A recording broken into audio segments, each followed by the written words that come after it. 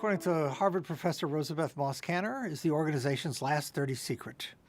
It is, however, the secret to success. Power is a subject that I think makes many people extremely uncomfortable.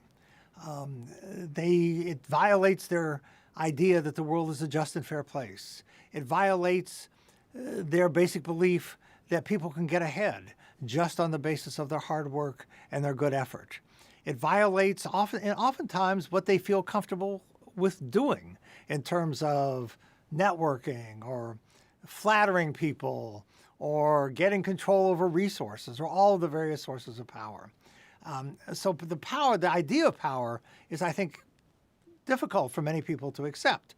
And so what we try to do and what I try to do in my work on this is to, first of all, give people lots of examples of, from everyday life and from their own life, and have them, in addition to giving them examples and cases and readings and things like that, so to make them understand that power is in fact all around them, kind of like air and water and gravity.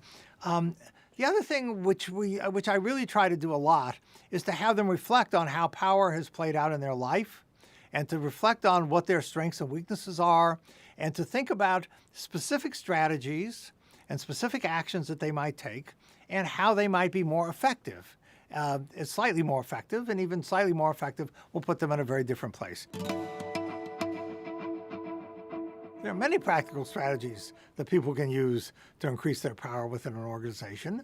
One is to, first of all, and most basically, diagnose who has power, not just the formal power, but the informal power. Oftentimes it's an assistant or a secretary or people who don't necessarily are that high up in the organization chart, but to diagnose the real distribution of power, and then to figure out how to get closer to the people with power and get those people on their side.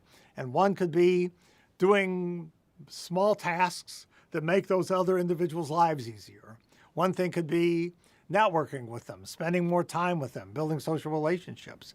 One thing they could do would be to flatter them, because people like to think good about themselves, and we all love people who make us think well of ourselves. And one of the best ways to make people think well of themselves is to flatter them. So that would be three things that you could do. Fourth thing you could do to gain power is to figure out what are some resources, unexploited resources that can be used. Oftentimes, organizations have budgets that will permit you to put together a speaker series that will let you meet people. Sometimes there will be resources to do dinners or lunches, whatever those kinds of resources are that permit you, again, to put yourself in the center of a series of relationships.